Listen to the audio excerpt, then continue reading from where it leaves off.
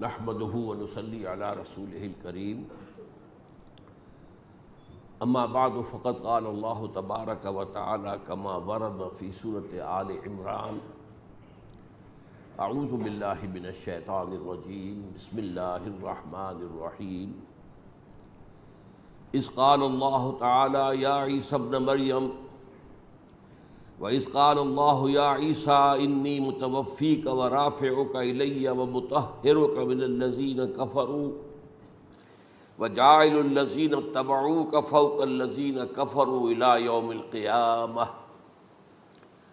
وَقَالَ عَزَّ وَجَلَّ كَمَا وَرَدَ فِي سُورَةِ النِّسَاءِ وَقَوْلُهُمْ إِنَّا قَتَلْنَا الْمَسِيحَ عِيسَى ابْنَ مَرْيَمَ وَمَا قَتَلُوهُ وَمَا صَلَبُوهُ وَلَكِنْ شُبِّهَ لَهُمْ وَإِنَّ الَّذِينَ اخْتَلَفُوا فِيهِ لَفِي شَكٍّ مِّنْهُ مَا لَهُمْ بِهِ مِنْ عِلْمٍ إِلَّا اتِّبَاعَ الظَّنِّ وَمَا قَتَلُوهُ يَقِينًا وقال عز وجل كما ورد في سورة المائدة وكنت عليهم شهيدا ما دمت فيهم فلما توفيتني كنت أنت الرقيب عليهم وأنت على كل شيء شهيد وقال عز وجل كما ورد في سورة الزمر الله يتوفى الأنفس حين موتها والتي لم تمت في منامها فيمسك التي قضى عليها الموت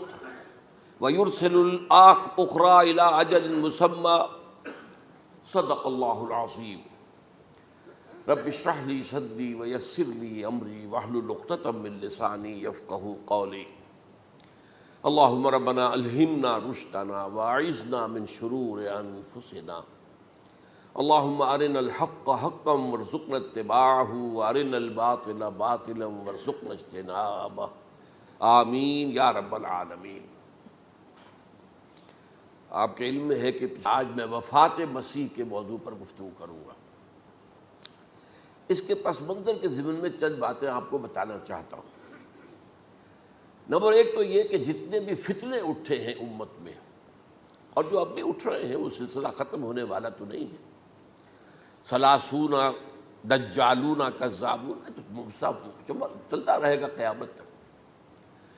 تو ان میں ایک مشترک بات یہ ہوتی ہے کہ وہ کسی ایسے مسئلے کو جس پر کہ موجودۃ الوقت حالات جو ہوتے ہیں ان کے مطابق فضا سازگار ہوتی ہے اور اس کا کوئی جذباتی پہلو بھی ہوتا ہے، لیکن جو امت کے اجماع کے خلاف ہوتا ہے اس پر ڈیرا لگاتے ہیں، اس پر گفتگو کرتے ہیں، اس کو لوگوں کے منوا لیتے ہیں۔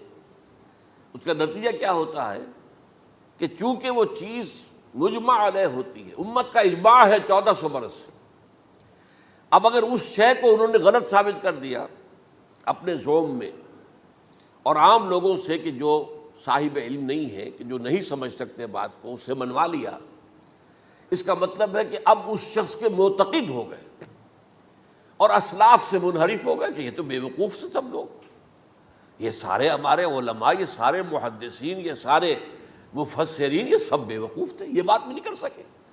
یہ ہے وہ شخص، یہ مجدد وقت ہے جس نے یہ بات کہی۔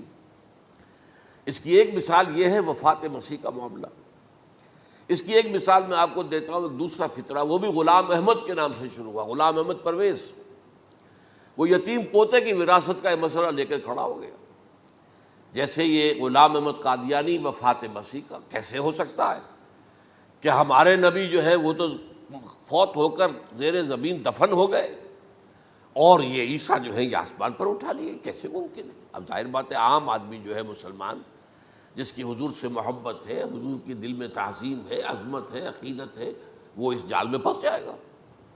پھر وہ اپنے دلائل کے ساتھ اس کو جو ہے وہ، اور چونکہ ماحول بھی جو میں سب عرض کروں گا کہ اس کے موافق ہو جاتا ہے اس وقت۔ غلام احمد پرویز نے کیا کہ یتیم پوتے کا مسئلہ، اب یہ اجماع ہے اگر کسی شخص کا کوئی بیٹا اس کی زندگی میں فوت ہو جائے تو اس کا وراثت میں حصہ نہیں ہوتا، وراثت ہوتی ہے انہی میں جو اس کی موت کے وقت موجود ہو، بیٹے ہوں بیٹیاں ہوں۔ اب اگر جو فوت شدہ بیٹا ہے اس کے کوئی یتیم بچے ہیں تو اب اس میں بڑی ایک جو ہے دلیل، دیکھیے جی یتیم بچے بیچارے وہ محروم ہو گئے، یتیم بچوں کا تو زیادہ حق ہونا چاہیے. تو یہ تو اب قانون جو ہے اگر یہ اس پر اجماع ہے تو پھر وہی بات کہ یہ سب بے وقوف لوگ تھے، اور یہ تو بڑے سخت دل اور سنگ دل لوگ تھے جنہوں نے یہ بات گھڑ رکھی ہے. یہ میں نے آپ کو 2 مثالیں دے دی. اب ظاہر بات ہے کہ جو اسلام کا قانون میراث ہے، قانون وراثت ہے، اس کی کچھ بنیادیں ہیں، اس کے کچھ اصول ہیں، ان اصولوں پر وہ کھڑا ہے اور اس کے مطابق جو ایک فیصلہ ہے وہ ہے. تو بہرحال یہ میں نے آپ کو مثال دی ہے کہ کسی ایسے مسئلے کو لے کر اس پر ڈیرا لگا لینا، مورچہ بنا لینا، اس سے اپنی عقیدت پیدا کر لینا، اسلاف سے برگشتہ کر دینا کہ یہ کوئی لوگ سمجھدار نہیں تھے، یہ بے وقوف لوگ تھے، جاہل لوگ تھے. اچھا، اب اسی پس منظر میں سمجھیے کہ 19ویں صدی کے اواخر میں کیا صورتحال ہندوستان میں ہو گئی تھی. انگریز آ گیا تھا اور 1857 کے بعد اس کی براہ راست حکومت قائم ہو گئی تھی. اس سے پہلے 1757 سے 1857 تک جو بھی حکومت تھی ایک تو پورے ہندوستان پر نہیں تھی، لیکن یہ کہ جو بھی تھی وہ ایسٹ انڈیا کمپنی کی تھی، تاج برطانیہ کی نہیں تھی. 1857 کے بعد حکومت قائم ہو گئی. اب ظاہر بات ہے کہ جب انگریزوں نے فتح کیا ہمیں تو ہم پر روب طاری ہوا کہ نہیں. پھر جو زندہ قومیں ہوتی ہیں ان میں کچھ اچھے اوصاف ہوتے ہیں، ان کے اندر فرض شناسی ہے، ان میں دیانت داری ہے. انگریز ڈپٹی کمشنر تھا، 9 بجے کا وقت ہے تو ٹھیک 9 بجے دفتر میں موجود ہوگا. ہمارے لوگ جو آ رہے ہیں لیٹ آرام سے، لیکن یہ ہے کہ ان کی یہ چیزیں جو ہوتی تھی پھر بات اگر کی ہے تو اس کو پورا کیا ہے. تو اس حوالے سے ان کا رعب ہوتا ہے. اسی طور پر اس زمانے میں ایک صورت یہ پیدا ہو گئی کہ نیوٹن کی فزکس آ گئی اور معلوم ہوا کہ یہ تو گویا کہ آسمان کی وحی سے بھی زیادہ معتبر ہے. سائنس سے جو بات ثابت ہو جائے بس وہ حق ہے، اور جو ثابت نہ ہو سکے وہ ایسے ہی ہیں، وہ تو گویا کہ اوہام ہیں، ان کی کوئی حیثیت نہیں. اب اس زمن میں کیا ہوا، اس وقت جو ہے سر سید احمد خان ایک شخصیت ابھری. انہوں نے جب دیکھا کہ اسلام کی بہت سی چیزیں جو ہیں وہ سائنٹیفک جو انداز فکر ہے اس میں فٹ نہیں بیٹھتی. یہ فرشتے کس بلا کا نام ہے، سائنس تو نہیں بتاتی ہمیں. لہذا انہوں نے کہا فرشتہ کوئی نہیں ہے. یہ فورسز آف دی نیچر کو فرشتہ کہہ دیا گیا. یہ جن کیا بلا ہوتے، کوئی جن ون نہیں ہے، وہ تو سائنس کی اس میں تو نہیں آتے، دکھائی نہیں دیتے، کوئی جن نہیں. یہ تو جو مشتعل مزاج کے لوگ ہوتے ہیں انسان، ان کو جن کہہ دیا گیا کہ وہ آگ سے پیدا ہوئے. جیسے ہم کہہ دیتے ہیں فلاں شخص غصے میں آگ بگولا ہو گیا تو آگ تھوڑی ہو جاتا، یہ تو استعارہ ہے. اس طرح یہ جو معجزات ہیں یہ کوئی شے نہیں، ان کی بھی فزیکل توجیحات. یہ حضرت موسیٰ جب پار ہوئے اپنی قوم کو لے کر سمندر کے تو یہ کوئی معجزہ نہیں تھا، یہ کوئی حضرت موسیٰ کی ضرب کی وجہ سے پھٹا نہیں تھا سمندر، بلکہ وہ تو مد و جزر کا معاملہ تھا. جس وقت سمندر اترا ہوا تھا جزر میں تھا تو موسیٰ اپنی قوم کو لے کر گزر گئے. جب فرعون آیا اپنے لشکر کے ساتھ تو سمندر مد پر آ گیا، چڑھ آیا، لہذا وہ ہلاک ہوئے. تو معجزات کا انکار، ان تمام کے اندر ایسی فضا پیدا ہو گئی تھی کہ جو عقلی اور سائنٹیفک، عقلی سے آگے بڑھ کر، ایک تو عقلی ہوتا منطقی، ایک ہے عقلی سائنٹیفک، کہ اس کے حوالے سے جو چیز اسلام کی فٹ نہیں بیٹھی، جیسے کہ آپ کہتے ہیں round peg in a square hole اور square peg in a round hole. اب اسکوئر پیگ ہے، راؤنڈ ہول ہے، تو آپ کو اس کے کونے تراشنے پڑیں گے تب وہ اس ہول میں جائے گا. لہذا انہوں نے وہ کونے تراشے، اسی کے طرز پر پھر چلے ہیں. جو آپ کو معلوم ہے علامہ مشرقی، انہوں نے بھی جب شروع کیا اپنا دھندا تو ان کے پہلے کتابچے کیا تھے، مولوی کا غلط مذہب نمبر 1، مولوی کا غلط مذہب نمبر 2، مولوی کا غلط مذہب نمبر 3، چھوٹے چھوٹے کتابچے شائع کر رہے ہیں. مولویوں سے علماء سے برگشتہ کر دیا. اب معلوم ہوا کہ یہ شخص ہے مجدد وقت، یہ مولویوں کے پاس تو کچھ نہیں ہے. اسی کا معاملہ پھر وہ انکار حدیث کی شکل میں آیا، جن میں کہ ایک بڑی شخصیت جو ہے وہ غلام احمد کی، غلام احمد پرویز، کیونکہ اللہ تعالیٰ نے اسے صلاحیت دی تھی، اچھا انشاء پرداز تھا، لکھنا اچھا آتا تھا، بولتا بھی اچھا تھا. تو ظاہر بات ہے فتنہ وہی شخص پیدا کر سکتا ہے جو باصلاحیت ہو. جس میں کوئی صلاحیت نہیں وہ کیا فتنہ پیدا کرے گا؟ وہ نہ دنیا میں کوئی ترقی کرے گا، نہ دین میں کرے گا، نہ فتنہ انگیزی کر سکے گا. وہ تو جیسا بھی ہے معاملہ عام معمول جو ہے لوگوں کا، جیسی بھیڑ چال چل رہی ویسے چل جائے گا. تو اس فضا میں اصل میں غلام احمد پرویز نے جو ڈیرا لگایا وہ وفات مسیح پر تھا۔ یہ سب غلط ہے۔ یہ کہ مسیح زندہ آسمان پر اٹھا لیے گئے، کیسے ممکن ہے؟ ممکن ہے یہ کوئی الہونی بات ہے؟ سائنس اس کو مان سکتی ہے؟ وہ تو اصل میں ٹھیک ہے، ان کا کہنا کیا ہے کہ مسیح کو سولی تو چڑھایا گیا تھا لیکن وہ اس پر مرا نہیں، فوت نہیں ہوا، موت واقع نہیں ہوئی۔ پھر جب اس کو اتار لیا گیا تو وہ زخمی تھا، مجروح تھا، لیکن تھا زندہ۔ پھر اس کو غار میں رکھ دیا گیا۔ پھر اس کے جو معتقدین تھے انہوں نے اس کی مرہم پٹی کی، اس کا علاج کیا، پھر وہ ٹھیک ٹھاک ہو کر پھر وہ وہاں سے چلا گیا، وہاں چھوڑ گیا اپنے اس شہر کو، یروشلم کو، اور اس ملک کو، فلسطین کو، اور پھر وہ آ گیا کشمیر میں، اور کشمیر میں وہ فوت ہوا۔ اس کی قبر موجود ہے، کسی قبر کی کوئی پرانی بوسیدہ قبر کا نام لے لیا، فلاں قبر جو ہے وہ عیسیٰ ابن مریم کی ہے۔ یہ ہے سارا معاملہ۔ اب ظاہر بات ہے کہ چونکہ ایک انسان کا زندہ آسمان پر اٹھایا جانا، وہ جو سائنسی ذہن ہے وہ اس کو نہیں مانے گا۔ چاہے قرآن مجید کے اندر تو خرق عادت اور بھی بہت سے ہیں۔ آخر اصحاب کہف 300 برس تک سوتے نہیں رہے، یہ کوئی سائنس کے حساب کتاب سے صحیح ہے؟ یا یہ ہے کہ حضرت عزیر علیہ السلام 100 برس تک مردہ رہے پھر زندہ کر دیے گئے، ان کا گدھا بھی زندہ کر دیا گیا جیسا کہ سورہ بقرہ میں آیا، لیکن ان کا کھانا جو ہے وہ صحیح رہا، اس کو مسا نہیں، اس میں کوئی بدبو نہیں آئی۔ تو واقعات ہوتے ہیں ایسے، اللہ تعالیٰ جو چاہے کرے، خرق عادت ٹھیک ہے۔ فطری قانون جو بھی ہے، جو لاز آف دی نیچر اللہ نے بنائے ہیں اور اس کے مطابق ہی دنیا چل رہی ہے، لیکن اللہ تعالیٰ کے ہاتھ ٹوٹ نہیں گئے، بند نہیں ہو گئے، اختیار ختم نہیں ہو گیا۔ میں کیا کروں؟ میں تو قانون بنا بیٹھا، اب تو میں کچھ نہیں کر سکتا۔ میں تو قانون بنا چکا ہوں کہ آگ جلاتی ہے، اب اگر ابراہیم کو آگ میں ڈال دیا تو میں تو نہیں بچا سکتا، اس لیے کہ قانون ہے، وہ میرا بنایا ہوا قانون۔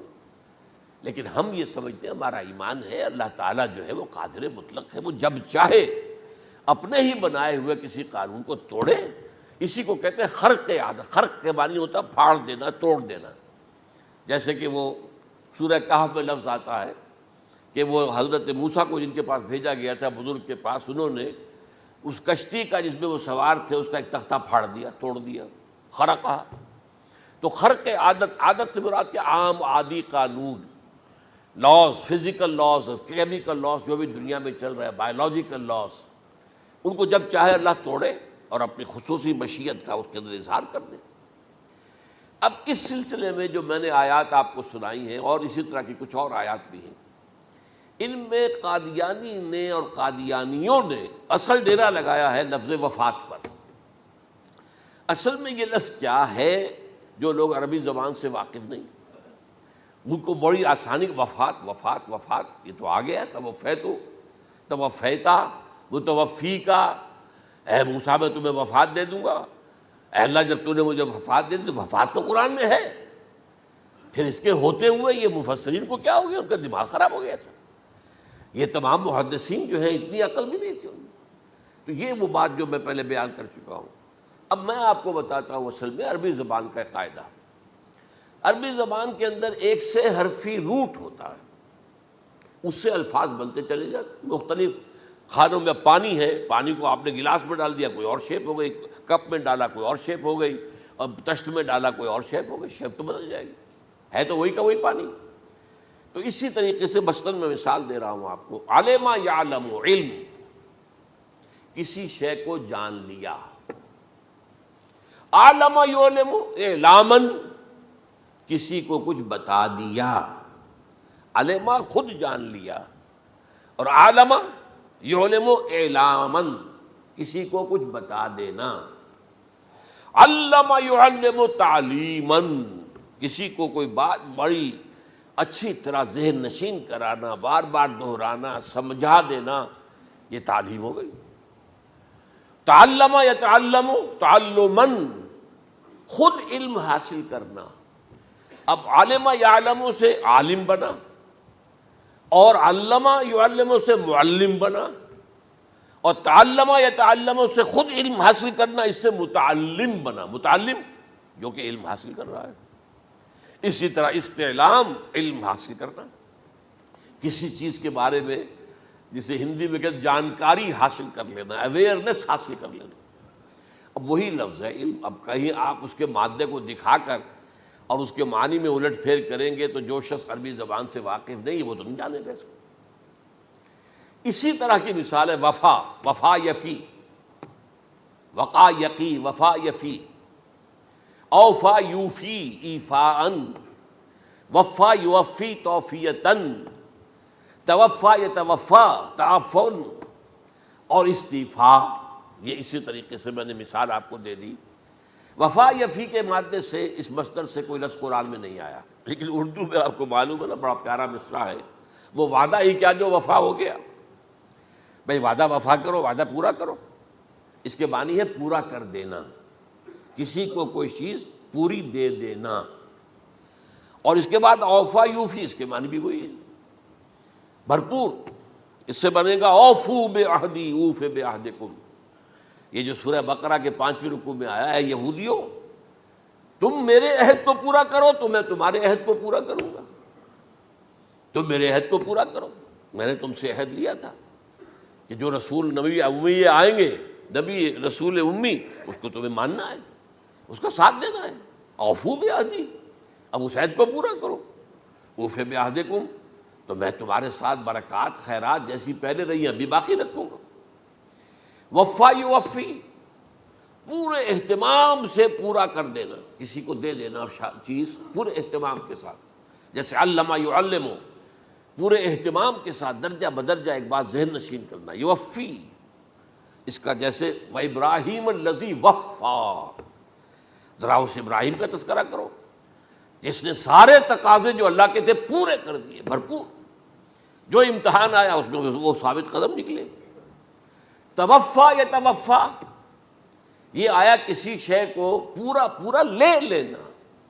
اب ایک ہے پورا پورا دے دینا، ایک ہے پورا پورا لے لینا، ایک ہے کسی کو علم دینا، علم یعلم تعلیما، کسی کو پورا دینا، وفا یوفی توفیتاً، کسی سے علم حاصل کرنا، تعلم یتعلم تعلما، کسی سے پورا پورا لے لینا ہے، توفا یتوفی، اور اسی طرح استیفاء، کسی سے پورا لے لینا۔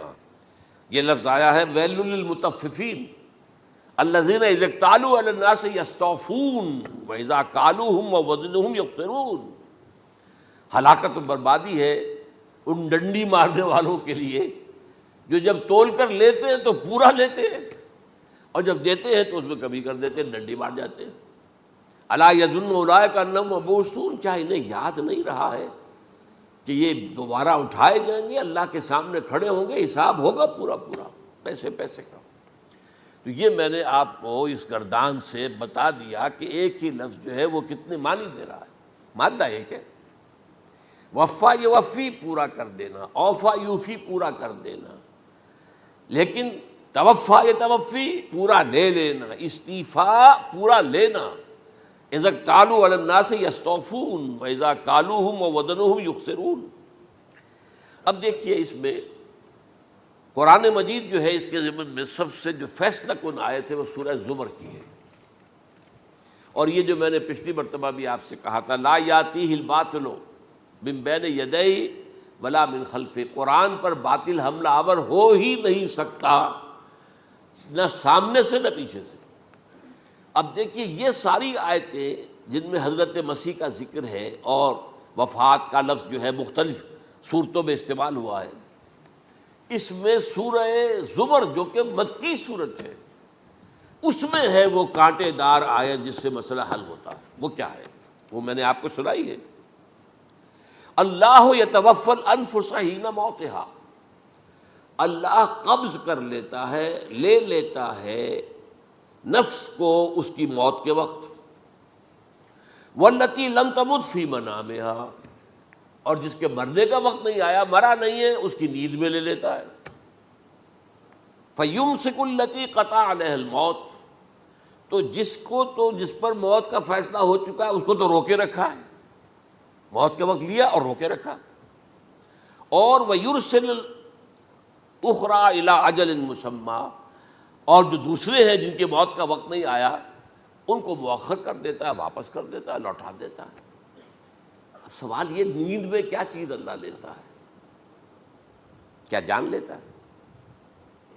ظاہر بات ہے نہیں، شعور نہیں چلا گیا۔ ایک ہے انسان کا شعور، وہی تو سب سے اعلیٰ شے ہے، سب سے اونچی چیز تو وہی ہے۔ یہ شعور ختم ہو گیا تو انسان کہاں رہا؟ اس کے نیچے جو کچھ ہے وہ تحت شعور ہے، سب کانشیس مائنڈ۔ تو خواب واب جو ہوتے ہیں وہ سب کانشیس مائنڈ کے ہوتے ہیں، وہ کانشیس مائنڈ کے تو نہیں ہوتے۔ جو کانشیسنس ہے، شعور جو ہے، اور خاص طور پر خود شعوری، وہ نیند میں اللہ سلب کر لیتا ہے۔ تو محض شعور کے لیے بھی وفات کا لفظ آ گیا۔ ابھی تو جان یہی ہے، جو سویا ہوا ہے وہ مرا تو نہیں ہے، زندہ ہے۔ البتہ جب جس کو ہم موت کہتے ہیں وقت آیا تو شعور بھی لے لیا، جان بھی لے لی، دو چیزیں لے لی۔ حضرت عیسیٰ پر پورا اطلاق ہوا، مجسم عیسیٰ کو لے لیا، شعور بھی لے لیا، جان بھی لے لی اور بدن بھی لے لیا۔ تو گویا کہ لفظ توفا کا کامل اطلاق تو صرف عیسیٰ پر ہو رہا ہے۔ ہم جب مرتے ہیں تو ہمارا جسم تو یہی رہتا ہے، وہ تو گیا قبر میں، پورا قبض نہیں کیا اس نے، پوری شے کو اپنے قبضے میں نہیں لیا، جسم تو یہی ہے۔ لیکن یہ کہ موت کے اندر ظاہر بات ہے کہ جان گئی، اور جان ہی اصل چیز ہے۔ جب جان نکل گئی تو یہ کیا ہے؟ یہ تو یوں سمجھیے کہ اب ایسی چیزیں جلدی سے قبر میں دبا دو، ورنہ یہ سڑے گی، گل جائے گی۔ اور قبر میں بھی کیا ہوگا؟ کیڑے ویڑے کھائیں گے، ختم کریں گے، الا ماشاءاللہ جس کو اللہ چاہے۔ انبیاء کرام اور شہداء کی جسموں کو اللہ تعالیٰ نے محفوظ رکھا ہوا ہے، واللہ عالم۔ تو اس اعتبار سے تو اب توفا، اللہ یتوفی الانفس حین موتها، اب نفس کا لفظ دیکھیے، یہ قرآن مجید میں نہ معلوم کتنے معنی میں آیا۔ ایک تو پورا وجود کسی کا یہ نفس ہے، میرا نفس، نفسی نفسی نفسی، کیا ہوگا جب قیامت کے دن ہم بول رہے ہوں گے؟ اور جو اللہ کے لیے بھی لفظ آ گیا نفس، نفس کے معنی ہم جب بولتے ہیں عام طور پہ تو وہ تو برے سنس میں بولتے ہیں، بھائی یہ نفسانی تقاضے ہیں، ان کو ذرا دبا کے رکھو۔ لیکن یہ نفس، یحذرکم اللہ نفسہ، اللہ تمہیں ڈراتا ہے اپنے آپ سے، یعنی اللہ اپنی ذات سے ڈراتا ہے کہ وہ جہاں رؤوف اور رحیم ہے وہاں پر وہ عذاب دینے والا بھی ہے، انتقام بھی لیتا ہے، شدید العقاب بھی ہے۔ تو یہ بھی ہو گیا نفس۔ پھر نفس جو ہے ہم اس کو بھی کہہ دیتے ہیں، جو کہ نفس کی ایک کیفیت ہے خاص، نفس لوامہ، نفس امارہ، نفس مطمئنہ، یا ایتھا النفس المطمئنہ ارجعی الی ربک راضیۃ مرضیہ۔ تو یہاں پر کیا ہے؟ نفس سے مراد پہلا جو ٹکڑا ہے، اللہ یتوفی الانفس حین موتها، شعور جو ہے اس پر لفظ نفس کا اطلاق ہوا۔ اور جب موت ہوتی ہے تو شعور کے ساتھ جان بھی اس کے اندر شامل، وہ نفس کا اطلاق ہو گیا اس پر بھی۔ اور اصل میں لفظ توفا جو ہے اس کا حقیقی مفہوم اگر پورا ہوا ہے اس معنی میں کہ پورا کا پورا لے لینا، تو وہ تو صرف حضرت مسیح علیہ السلام کے بارے میں ہے۔ شعور جمع جان جمع جسم، وہ سب کے سب اللہ تعالیٰ نے لے لی۔ تو یہ اصل میں اس آیت کے اوپر جو ان لوگوں نے زور لگایا ہے، اس میں اس اعتبار سے کہ یہ لفظ وفات جو ہے اس کے اوپر جو ہے عام طور پر وفات کے معنی ہے موت ہے، حالانکہ قرآن مجید میں موت کا لفظ بھی تو آیا ہے نا، ان موتہا واللتی لم تمت، یہ سارے الفاظ موت کا لفظ بھی تو آتا ہے نا۔ لیکن یہ کہ وفات کا لفظ بھی ہے، کوئی شک نہیں ہے، حضور کی وفات ہو گئی، فلاں کی وفات ہو گئی، یہ بھی ہے، لیکن یہ اس کا ایک استعمال ہے۔ وفا یفی، اوفا یوفی، وفا یوفی، توفا و یتوفی، استیفا یستعفی، یہ سارے الفاظ اسی سے وفا کے لفظ سے بن رہے ہیں۔ اب یہ کہ اس کے ضمن میں عقلی بات آپ کے سامنے رکھنا چاہتا ہوں۔ یہ تو میں نے آپ کے سامنے اس لفظ کے حوالے سے، کیونکہ سارا ڈیرا اس لفظ پر ہے ان کا۔ دیکھیے پہلی بات عقلی طور پر یہ ہے جو قرآن سے ثابت ہے، رسول کبھی قتل نہیں ہو سکتا، اور رسول کبھی مغلوب نہیں ہو سکتا۔ اس میں فرق ہے نبی اور رسول کا، نبی قتل ہو سکتا ہے، رسول قتل نہیں ہو سکتا۔ اب یہ علیحدہ بحث ہے، نبی کون ہوتا ہے، رسول کون ہوتا ہے۔ اس میں جو اجماع ہے تمام امت کا وہ کیا ہے کہ رسول خاص ہے، نبی عام ہے۔ نبی بہت آئے ہیں، 1.25 آئے ہیں بعض روایات کی روح سے، رسول بہت تھوڑے 313 آئے ہیں۔ قرآن مجید میں یوں سمجھیے کہ 20 کے قریب تو انبیاء کا ذکر ہے، اور 5-7 ہیں جو رسول ہیں۔ حضرت نوح رسول ہیں، آدم تو رسول نہیں تھے، نبی تو تھے۔ حضرت شیس رسول تو نہیں تھے، نبی تو تھے۔ حضرت ادریس رسول تو نہیں تھے، نبی تو تھے۔ نبی تو رسول جو ہیں پہلے وہ تو حضرت نوح ہے۔ تو اس طریقے حضرت جو ہود ہیں، پھر حضرت صالح ہیں۔ اس حوالے سے نبی اور رسول کے فرق کو سمجھیے تو قرآن کہتا ہے کتب اللہ لاغلبن انا ورسلی، اللہ نے طے کر دیا ہے، لکھ دیا ہے، میں اور میرے رسول غالب آ کر رہیں گے۔ رسول مغلوب نہیں ہو سکتا۔ نمبر 2، وَلَقَدْ سَبَقَتْ كَلِمَتُنَا لِعِبَادِنَا الْمُرْسَلِينَ أَنَّهُمْ هُمُ الْمَنْصُورُونَ وَأَنَّ جُنْدَنَا لَهُمُ الْغَالِبُونَ۔ یہ بات ہمارے طرف سے طے کی جا چکی ہے، پہلے سے طے ہو چکی ہے، پہلے سے معین قانون ہے اپنے ان رسولوں کے بارے میں جنہیں ہم نے بھیجا ہو، رسولوں کے، نبیوں کے بارے میں نہیں، کہ وہی منصور ہوں گے، ان کی مدد کی جائے گی لا محالہ، اور ہمارا جو لشکر ہوگا یعنی رسول کے ساتھ جو لوگ ہوں گے وہ اللہ کا لشکر ہے، وہ حزب اللہ ہے۔ وَأَنَّ جُنْدَنَا لَهُمُ الْغَالِبُونَ، لازماً وہ غالب ہو کر رہیں گے۔ یہ 2 چیزیں جو ہے قرآن مجید کے اندر، یہ 2 آیات نص سے قطعی ہیں کہ رسول کبھی مغلوب نہیں ہو سکتا، رسول کبھی قتل نہیں ہو سکتا۔ اب عجیب بات دیکھیے سورہ آل عمران میں، کیونکہ حضرت عیسیٰ کے ساتھ حضرت یحییٰ بھی موجود ہے۔ حضرت یحییٰ حضرت مریم کے خالہ زاد بھائی تھے، حضرت زکریا کے بیٹے تھے۔ سورہ آل عمران اور سورہ مریم دونوں میں آپ دیکھتے ہیں کہ پہلے یحییٰ کا ذکر ہوتا ہے، پھر عیسیٰ کا ذکر ہوتا ہے۔ یہ ہم عصر بھی تھے، لیکن یہ کہ سینئر تھے حضرت یحییٰ۔ لیکن حضرت یحییٰ کی مدح قرآن کرتے کرتے آخری بات کیا کہتا ہے؟ نبیم من الصالحین، لفظ رسول نہیں آیا ان کے لیے۔ اور وہیں سائملٹینیس کنٹراسٹ ہے سورہ آل عمران میں حضرت عیسیٰ کے لیے، وہ سارے ان کی مدح رسولاً الی بنی اسرائیل، وہ رسول تھے اور وہ نبی تھے۔ نبی قتل ہو گئے، ایک آبرو باختہ لڑکی کی فرمائش پر قتل کر دیا۔ ایک ڈانسر، اس پر بادشاہ اس وقت جو تھا، وہ بادشاہ کیا تھا؟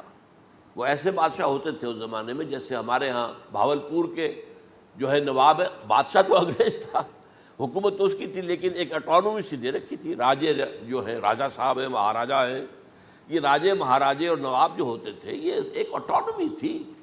باقی یہ کہ اصل میں تو بادشاہ جو ہے تو انگریز کی تھی۔ تو اسی طرح کی ایک اٹانومی جو ہے حکومت وہاں اس وقت تھی اصل میں رومیوں کی، اس کا گورنر وہاں موجود تھا پائلیٹس پونٹس، لیکن یہ کہ انہوں نے یہودیوں کو ایک مذہبی اٹانومی دے رکھی تھی۔ چنانچہ ہیڈرن ان کا ادارہ تھا، دارالقضاء، جہاں چوٹی کے ان کے فقہاء اور لیڈر جو تھے، ربائی، وہ بیٹھتے تھے اور فیصلے کرتے تھے۔ کسی مذہبی معاملے میں جو فیصلہ وہ کر دیتے تھے یہ ان میں معاہدہ تھا، وہ فیصلہ جو ہے وہ پھر ایگزیکیوٹ کیا جائے گا، وہ فیصلہ آخری ہوگا ان کا۔ وہ خود تو سزا نہیں دے سکتے، سزا تو گورنر دے گا، لیکن یہ کہ اگر ہیڈرن جو ہے ان کا جو وہ ہے ادارہ ٹاپ کا، وہ اگر سزا دے دے، سلا دے، تو گورنر کو وہ سزا دینی پڑے گی۔ یہ ان کا طے تھا معاملہ۔ تو اس نے حضرت مسیح علیہ السلام کو مرتد قرار دیا، جو ہیڈرن ان کا سب سے اونچا ادارہ تھا۔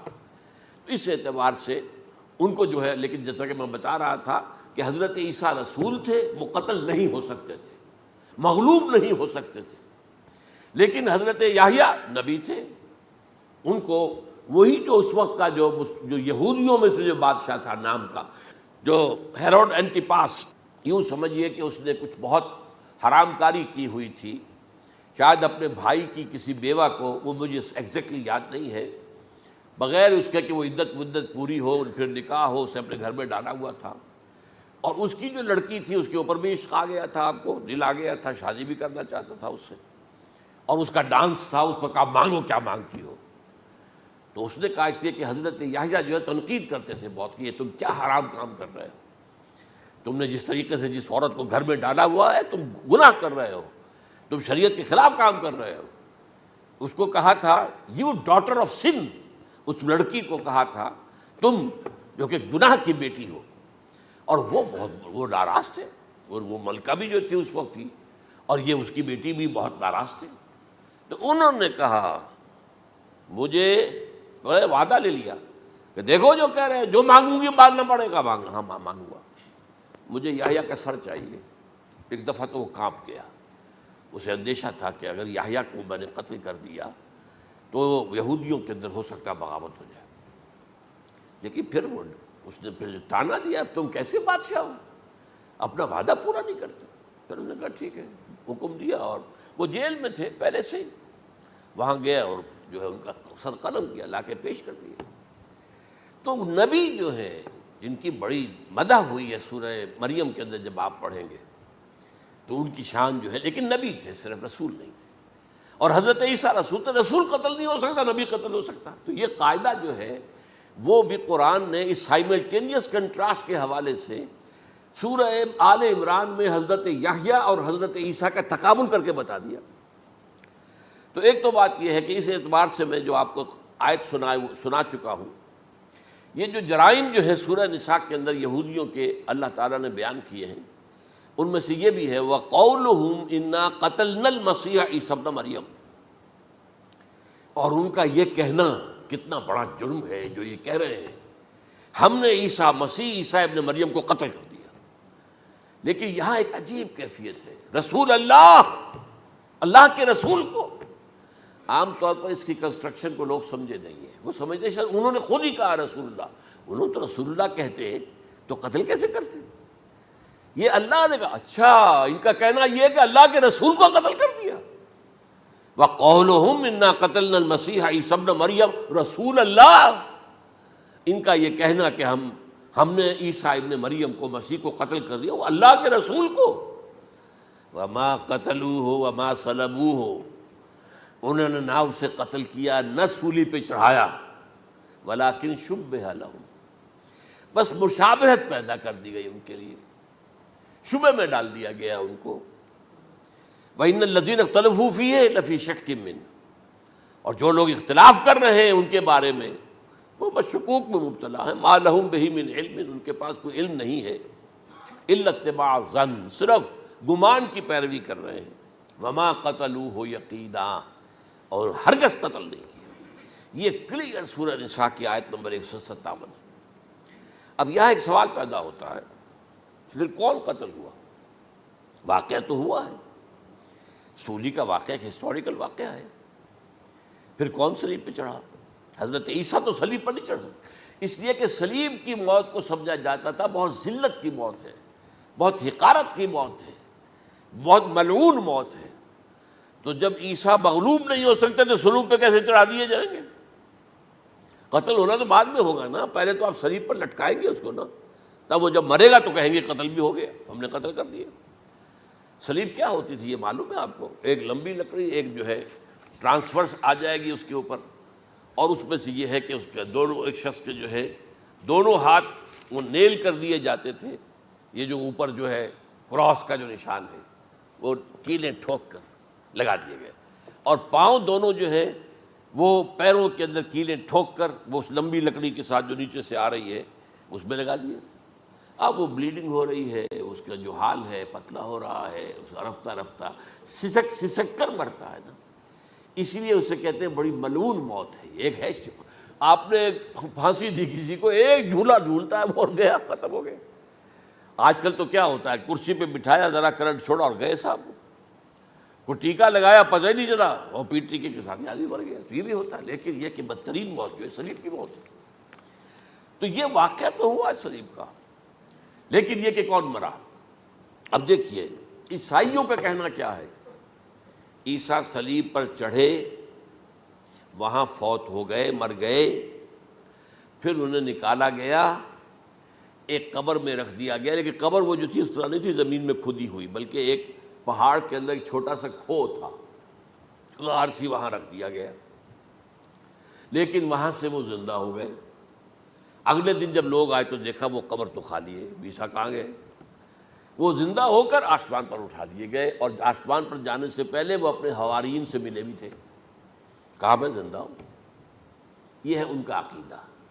اور اس کے بعد یہ بھی عقیدہ ہے کہ دوبارہ آئیں گے، قیامت کے قریب آئیں گے، یہ بھی عقیدہ ہے۔ ہمارا عقیدہ کیا ہے؟ نہ سولی پر چڑھے نہ قتل ہوئے، بلکہ اللہ نے انہیں اٹھا لیا، بل رفعہ اللہ الیہ، اللہ تعالیٰ نے انہیں اٹھا لیا۔ جیسے کہ آتا قرآن میں، یا عیسیٰ انی متوفیک ورافعک الیہ، اے عیسیٰ میں تمہیں قبض کر لوں گا، قبضے میں اپنے لے لوں گا اور اپنی طرف اٹھا لوں گا، رافعک الیہ، یہ قرآن مجید کا قول ہے۔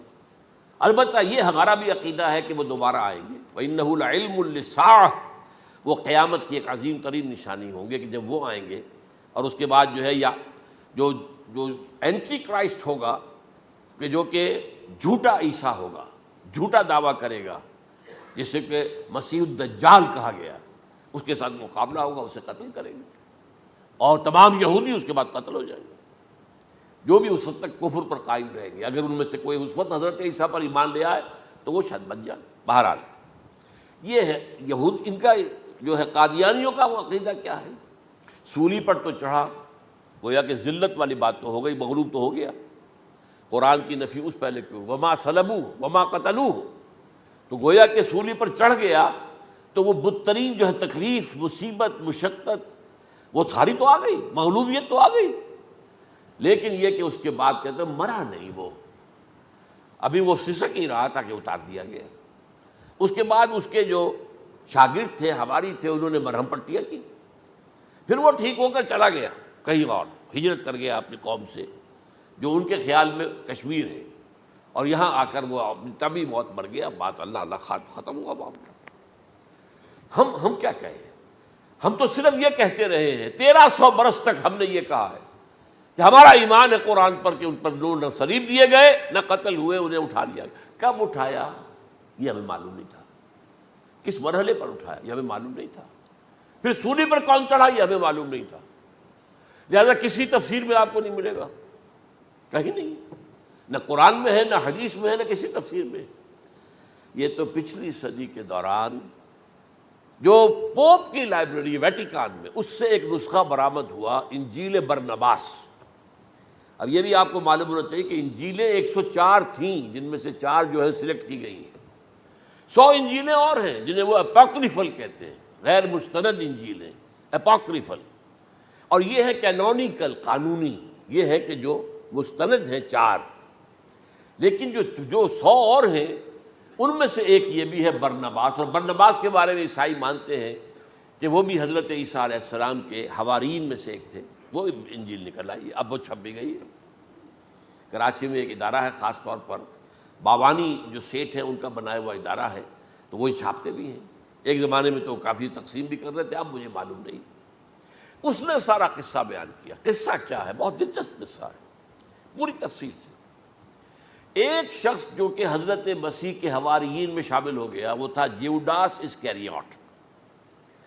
یہ شخص اصل میں تھا ایک زیر زمین تنظیم وہاں چل رہی تھی، زیلوٹس، انڈر گراؤنڈ موومنٹ، تاکہ ہم رومنوں کی حکومت یہاں سے ختم کریں اور اپنی پوری حکومت اور آزادی حاصل کریں۔ ان میں سے یہ بھی تھا، ان کا سرغنہ تھا برابس، برابا ڈاکو اسے کہا جاتا ہے، برابس۔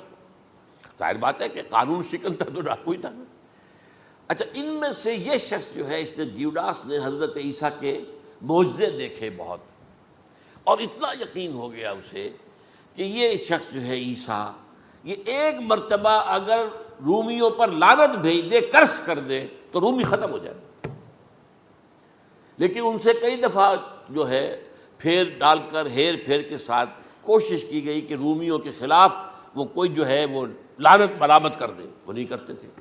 یہ ایک علیحدہ بات ہے، کیوں نہیں کرتے تھے، یہ اس وقت میرا موضوع نہیں ہے۔ منہاج عیسوی کیا تھا، منہاج موسوی کیا تھا، منہاج محمدی کیا تھا، ان میں فرق ہے۔ لِكُلٍّ جَعَلْنَا مِنْكُمْ شِرْعَةً وَمِنْهَاجًا، سورہ مائدہ میں آیا ہے، تمام رسولوں کے لیے ہم نے ایک ایک منہاج، ایک ایک شریعت علیحدہ علیحدہ دی ہے۔ بہرحال منہاج عیسوی کچھ اور تھا، تو یہ نہیں کہتے تھے۔ اب اس نے کیا کیا کہ وہ اپنے ڈاکو سرغنے سے اجازت لے کر ان کے حواریین میں شامل ہو گیا، اعتماد حاصل کیا، اور بار بار کوشش کی کہ یہ بد دعا دے دیں، رومیوں کو نہیں دی۔ اب اس نے سوچا کہ انہیں اگر ذاتی طور پر تکلیف پہنچے گی تو زبان سے کلمہ نکل ہی جائے گا نا کوئی لعنت کا. اس نے پکڑوایا حضرت عیسیٰ کو، کیونکہ جب یہ فیصلہ ہو گیا تھا ان کے قتل کا، ہیڈرن جو ہے ادارہ وہ دے چکا تھا، اس کا فتویٰ تھا یہ واجب القتل ہے، یہ مرتد ہے، لہٰذا اس کو قتل کر دیا جائے. اور یہ فیصلہ جو ہے وہ رومی گورنر تک پہنچایا جا چکا تھا.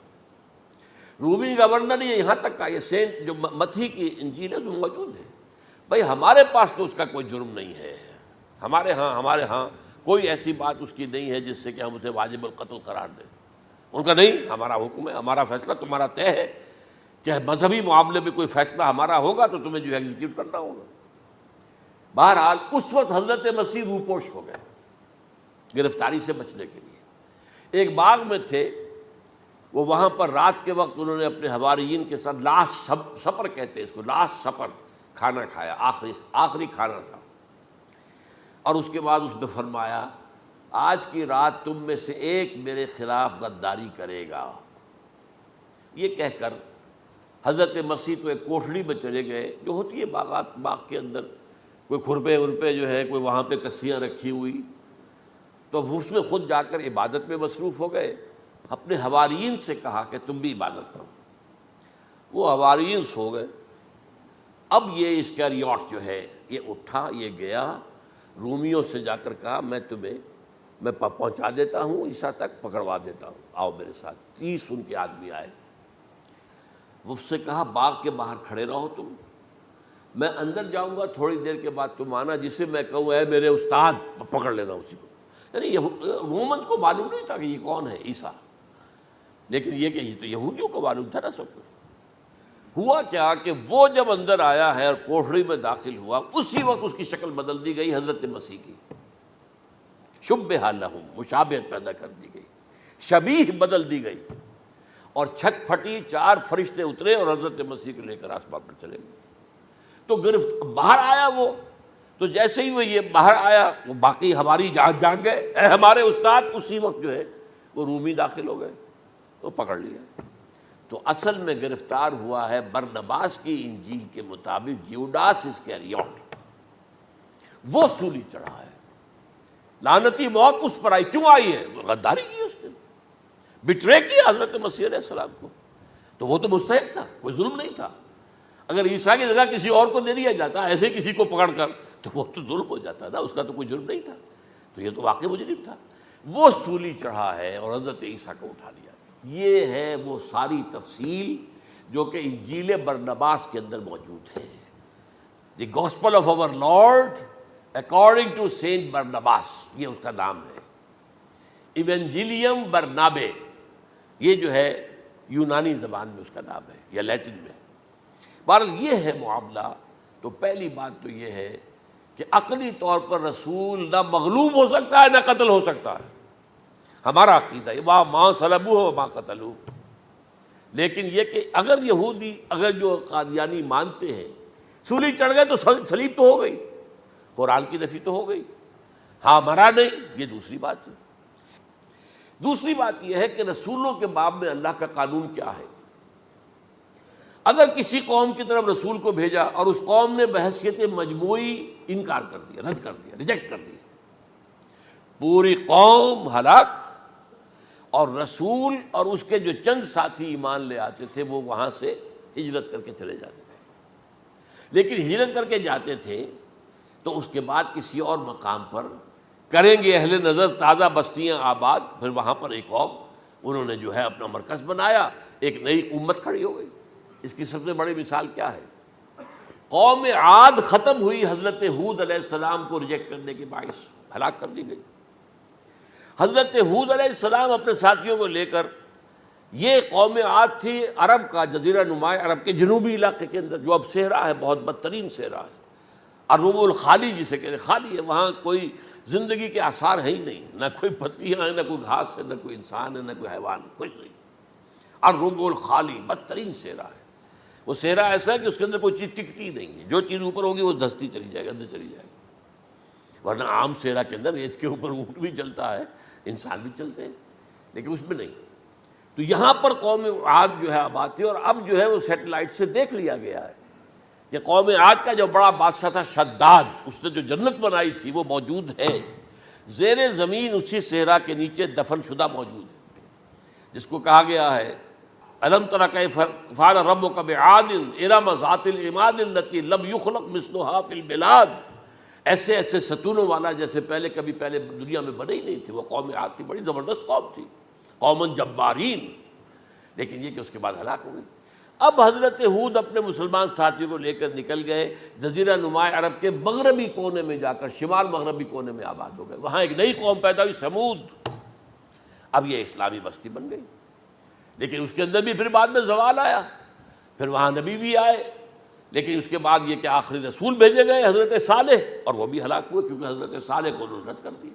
تو یہ میں نے مثال دی ہے آپ کو کہ رسول جو ہے وہ وہاں سے اگر ہجرت کرتا ہے تو ہجرت کر کے وہ یہ نہیں جان بچا کے جا کے گمنامی میں کہیں مر گیا، وہ تو جا کر اپنے ساتھیوں کو لے کر جائے گا، اور جا کر جو ہے وہاں پر جو ہے ایک نئی جگہ پر آباد ہوگا، ایک نئی تہذیب ابھرے گی۔ تو یہ تو نہیں ہوا، یہ گمنام ہو کر آ کر کشمیر میں مر گیا تو اس کی کیا حیثیت ہوئی؟ حضرت عیسیٰ علیہ السلام یا تو اگر ہجرت کرتے، یا جب انہیں معلوم ہو گیا تھا کہ میرے قتل کا فتویٰ ہو گیا ہے، تو آپ وہاں سے ہجرت کر سکتے تھے، لیکن اپنے ساتھیوں کو تو لے کر جاتے نا، اپنے حواریین کو لے کر جاتے، اور کہتے ہیں 12 حواریین کے علاوہ اور بھی کوئی 70 کے قریب لوگ تھے جو ان پر ایمان لائے تھے، ان کو لے کر جاتے، کسی جگہ جا کر آپ آباد ہوتے، وہاں ایک نئی جو ہے بستی بنتی، وہاں مسلمانوں کی ایک آبادی ہوتی۔ تو ان میں سے تو کوئی شے بھی نہیں ہوئی، بات ہی ختم ہو گئی۔ لہذا عقلی طور پر بھی یہ بات ثابت نہیں ہو سکتی، خلاف عقل ہے، قرآن کے اصولوں کے خلاف ہے کہ وہ سولی چڑھے ہوں لیکن مرے نہ ہوں، پھر اتر گئے تو مرہم پٹی کر دی۔ اچھا، کیا رومنوں کو اور یہودیوں کو پتہ نہیں چلا کہ مریم پٹی ہو رہی ہے اس کی اور عیسیٰ مرا نہیں ہے؟ اگر ان کے پتہ چل جاتا تو کیا وہ چھوڑ دیتے؟ اب مرہم پٹی کے بغیر تو 12 جو شخص سولی پر لٹکا رہا ہے وہ تو تقریباً مردہ ہی ہوتا ہے نا۔ وہ کہ چلیے ہو سکتا ہے کہ کوئی ایسا امکان ہو کہ اس کی نبض ابھی چل رہی ہو اور وہ اتار لیا جائے اور مرہم پٹی کر لی جائے تو بچ جائے، لیکن یہ کہ پھر اس کے بعد وہ اگر وہاں سے ہجرت کرتے تو وہاں سے وہ اپنے حواریین کو لے کر جاتے اور کسی نئی جگہ پر جا کر آباد ہوتے۔ ان دونوں اعتبارات سے یہ بات ناقابل قبول ہے، ناقابل یقین ہے۔ لیکن اسی مسئلے کو لے کر انہوں نے، جو جیسا کہ میں نے بتایا تھا، وفات ہو گئی، کیسے ہو سکتا ہے ہمارے نبی جو سید المرسلین ہیں وہ تو زیر زمین دفن ہو گئے اور یہ جو آسمان پر اٹھا لیے گئے، یہ کیسے ہو سکتا؟ بس اس کے اوپر عام لوگ جو ہیں وہ متاثر ہوئے، اور خاص طور پر وہ سائنٹیفک مائنڈ جو بن گیا تھا، تو چونکہ سائنس کے اس خاکے کے اندر وہ بات فٹ نہیں بیٹھتی، لہٰذا ان لوگوں نے اس کو قبول کیا۔ اب یہ کہ یہ جو واحد استثناء ہوا ہے یہ کسی اور کے ساتھ نہیں ہوا۔ ویسے حضرت مسیح کی پوری شخصیت مستثنیٰ ہے، بن باپ کے تو کوئی اور رسول پیدا ہوا ہی نہیں، نہ نبی پیدا ہوا۔ پھر وہ معجزے جو حضرت مسیح کو ملے کسی نبی کو نہیں ملے۔ حضرت صالح کو ایک ہی معجزہ ملا تھا نا ایسا کہ لوگوں نے کہا کہ تم یہ اس چٹان میں سے ابھی ایک گابن اونٹنی برآمد کر کے دکھا دو، وہ دکھا دی گئی، پھر ہلاک کر دیے گئے۔ لیکن جو اور معجزے حضرت مسیح کو دکھائے ہیں وہ بچپن میں بولے ہیں، گود میں تھے یا پنگھوڑے میں تھے، بولے ہیں انی عبد اللہ آتانی الکتاب و جعلنی نبیا۔ یہ بات نہ ہوتی تو حضرت مریم کے کیا حشر کرتی قوم کہ تمہاری بغیر شادی کے یہ کہاں سے لے آئی ہو تم، یہ تو ولد الزنا ہے۔ پھر تو یہ سارا معاملہ جو ہے حضرت عیسیٰ بولے ہیں وہاں پہ، خود وہ بچہ بولا ہے۔ اب اس کے بعد بولنے کی لوگوں کے اندر کیا گنجائش تھی؟ زندہ کو مردہ کر دینا، ثم بإذن اللہ، مردہ زندہ ہو گیا، اور تخلیق حیات، ایک پرندہ بنانا گارے کا، پھونک مارنا اور اڑتا ہوا پرندہ بن جائے، ایک کوڑی کے جسم پر ہاتھ پھیرنا اور کوڑ ختم، ایک مادرزاد اندھے کی آنکھوں پر ہاتھ پھیرنا اور بینائی آ گئی۔ یہ سارے معجزات مستثنیٰ شخصیت ہے۔ ان کا یہ استثناء کیوں کیا گیا، یہ بڑی تلخ بات ہے، یہ یاد کر لیجیے، کیونکہ یا تو قوم اسی وقت ہلاک کر دی جاتی جیسا کہ ہوا قوم نوح، قوم ہود، قوم عاد، قوم سمود، قوم شعیب، یہ ہوا کہ نہیں ہوا؟ اور صدوم اور عمورہ کی بستیاں جہاں حضرت لوط بھیجے گئے، اور آل فرعون جو ہلاک کیے گئے، یا تو پوری قوم ہلاک کی جاتی؟ نہیں، یہ یوں سمجھیے کہ اس پورے معاملے کو درمیان میں سے ایک وقفہ دے دیا گیا، حضرت عیسیٰ کو اٹھا لیا گیا، اور حضرت عیسیٰ دوبارہ آئیں گے. یہ کیوں کیا گیا؟ اب اس میں بڑی تلخ بات آپ سے کہہ رہا ہوں، یہ آپ کے لیے قبول کرنا آسان نہیں، حلق سے نیچے اٹھنے کی مشکل سے. اس قوم کو زندہ رکھا گیا ہے جو ملعون اور مغضوب علیہم قوم ہے. سب سورہ فاتحہ میں مفسرین لکھتے ہیں ضالین یہ نصارہ ہیں اور مغضوب علیہم یہ یہودی ہیں. اور قرآن کہتا ہے لعن الذین کفروا من اہل الکتاب علی لسان داؤد عیسی ابن مریم، لعنت کی گئی ایک ملعون اور مغضوب قوم کے ہاتھوں. آخری امت محمد اور اس کا بھی بہترین حصہ، اس پر عذاب ان کے ہاتھوں آئے گا. عربوں پر عذاب یہودیوں کے ہاتھوں، اس لیے ان کو بچایا گیا. یہ میں نے کئی دفعہ واقعہ سنایا، مولانا اصلاحی صاحب بتایا کرتے تھے، کیونکہ وہ راجپوت تھے، یو پی کے راجپوت مشرقی حصے کے، کہ ہمارے ہاں کوئی نوجوان اگر کوئی بڑی گری ہوئی حرکت کرتا تھا تو اس کے سر پر چمار کے ذریعے، چمار کے ہاتھوں جوتا لگوایا جاتا تھا. اگر راجپوت کے سر پر راجپوت کا جوتا گرا تو چلو تکلیف تو ہوئی، لیکن یہ کہ راجپوت ہی کا جوتا گرا ہے نا، پڑا ہے. لیکن راجپوت کے سر پر چمار کا جوتا، جس کو آپ انگریزی میں کہتے ہیں to add insult to injury, وہ تکلیف بھی ہے جوتا کھانے کی اور انسلٹ ہے کہ ایک چمار مار رہا. یہ امت سب سے خیر امت ہے، کنتم خیر امت اخرجت للناس. اس کے لیے عذاب بھی بدترین آئے گا. اور کن پر آئے گا؟ اس امت کا جو اصل نیوکلیس ہے عرب، جس کے بارے میں حضور کی حدیث موجود ہے ویل للعرب، عرب کے لیے بہت بڑی ہلاکت ہے. اور آج ہماری نظر میں آ رہا ہے وہ ملعون اور مغضوب علیہم قوم ان کے سینے کے اندر خنجر کی طرح بھونکی گئی ہے. اور 30 کروڑ کے قریب عرب بے حمیتی، بے غیرتی، بزدلی، کمزوری، ذلت، مسکرت کی مثال بنے ہوئے. کوئی بول سکتا ہے اس اسرائیل کے خلاف؟ کوئی بول سکتا ہے؟ 30-35 لاکھ آدمی ہے اسرائیل کے اندر یہودی، اس سے زیادہ تو امریکہ میں 50 لاکھ کے قریب، کل 1.25 کروڑ آدمی ہے یہ یہودی پوری دنیا کے اندر. لیکن دیکھیے جو چاہتا کرتا ہے. جب چاہا اس نے عراق کے ایٹمک انسٹالیشن کو تباہ کر دیا، اور سعودی عرب کی فضا میں اس کو فیول کیا ہے انہوں نے، دوبارہ ریفیولنگ جو ہوئی ہے ان کے جہازوں کی، وہ سعودی عرب کی فضا میں ہوئی. یہ صورت جو ہے عربوں کے اوپر. اور اب جو آنا ہے آرمگدان، کیونکہ پوری عیسائی دنیا یہودیوں کے قبضے میں ہے، اور یہ رومی ایک حدیث کی روح سے 80 علم لے کر حملہ آور ہوں گے تم پر. اور یہ ہوگا مڈل ایسٹ میں. آپ کو معلوم ہے پوری دنیا میں کہا جا رہا ہے 3rd ورلڈ وار جو ہونے والی ہے وہ مڈل ایسٹ میں ہوگی. اور میں ٹوائنبی کا قول آپ کو سنا چکا ہوں، 1950 کا قول ہے اس کا. یہ اس وقت تک تو سوال ہی پیدا نہیں ہوتا تھا. سارا تصادم جو ہو رہا تھا وہ ایک طرف روسی اور اس کے ساتھی تھے، روس اور اس کے ساتھی، دوسری طرف یہ مغربی یورپ اور امریکہ تھا. کوئی مسلمانوں اور عیسائیوں کی کسی جنگ کا تو کوئی امکان نظر ہی نہیں آتا تھا. لیکن ٹائنبی نے کہا ہے، جو سب سے بڑا فلاسفر آف ہسٹری ہے 20ویں صدی کا، کہ اب جو جنگ ہوگی بڑی، جو اس نیکسٹ سینچری کی، 21st سینچری کی، وہ در حقیقت کمیونزم کے درمیان اور کیپٹلزم کے درمیان نہیں ہوگی، بلکہ عیسائیوں اور مسلمانوں کے درمیان ہوگی. یہ میں اس کا حوالہ بھی پورا آپ کو دے چکا ہوں، اس نے یہ کہاں یہ بات کہی. تو یہ ہے، یہ بات جان لیجیے. اور مڈل ایسٹ میں ہوگی، گریٹر اسرائیل بنے گا. حدیث میں خبریں، یہ سارے مسلمان ممالک تمہارے ہاتھ سے نکل جائیں گے مسلمانوں. یہ عراق اور اردن اور یہ اور وہ، یہاں تک کہ ترکی، سعودی عرب کا بھی شمالی حصہ نکل جائے گا. البتہ مدینے کا جو ان کا پروگرام ہے اس کو اللہ نہیں پورا ہونے دے گا. مدینے میں داخلے کی ان کو اجازت نہیں ملے گی. بہرحال یہ سارا کچھ ہونے والا ہے.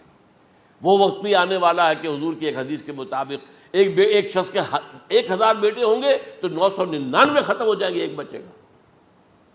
یہ وقت بھی آنے والا ہے کہ حضور فرماتے ہیں اتنی بڑی جنگ ہوگی، اتنی خوریزی ہوگی کہ پوری زمین اٹ جائے گی لاشوں سے. تو پرندہ جو ہے، کوئی ایک تو پرندے ہوتے ہیں کہ جو مردار خور ہے، گدھ ہے، وہ تو بڑی خوشی سے اتریں گے، تناول فرمائیں گے لاشوں کو. اسی طریقے سے کوے ہیں، چیلے ہیں. لیکن جو نفاست پسند پرندے ہیں وہ لاش کے اوپر اترنا نہیں چاہتے. تو ایک پرندہ اڑتا چلا جائے گا، اسے کہیں زمین پر اترنے کی جگہ نہیں ملے گی، لاشیں ہی لاشیں ہوں گی.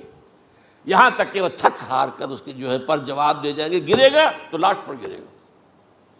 یہ وقت آنے والا، اور یہ یہودیوں کے ہاتھوں، یا یہودیوں کے جو سپورٹرز ہیں اس وقت، جو ان کے ہاتھ میں آلہ کار ہیں، ان کے ہاتھوں آنا ہے۔ میرے نزدیک اس کام کے لیے اس ملعون قوم کو، کہ جو حضرت عیسیٰ کے زمانے سے ملعون ہو چکی ہے، اس کو باقی رکھا گیا ہے، اسے یہ موقع دیا گیا ہے۔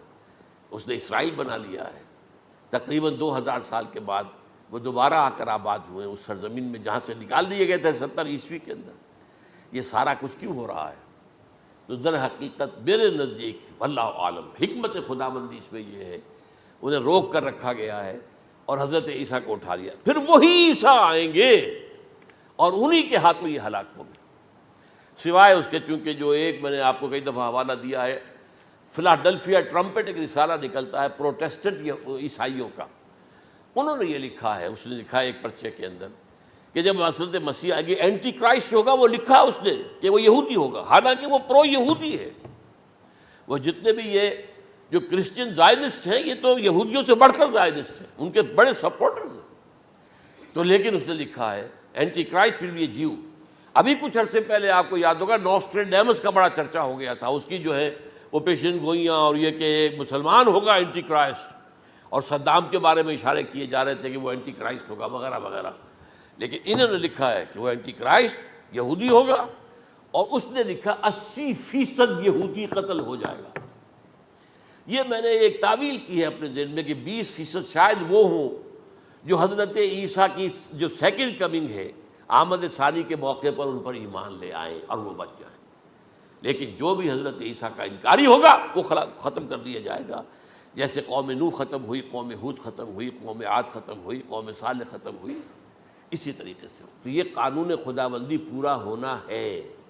بس ایسے ہی ہے جیسے کسی کو پھانسی کا حکم تو ہو گیا ہو لیکن ابھی ایگزیکیوشن نہ ہوئی ہو، ہوتا ہے 2 سال 3 سال گزر جاتے ہیں کہ پھانسی کا حکم ہے، لیکن یہ کہ اب وہ پھانسی نہیں ہو رہی ہے، وہ اپیل در اپیل معاملہ چل رہا ہے۔ یہ ہے میرے نزدیک واللہ عالم، اللہ تعالیٰ نے یہ کوڑا ان مسلمانوں کے لیے رکھا ہوا ہے۔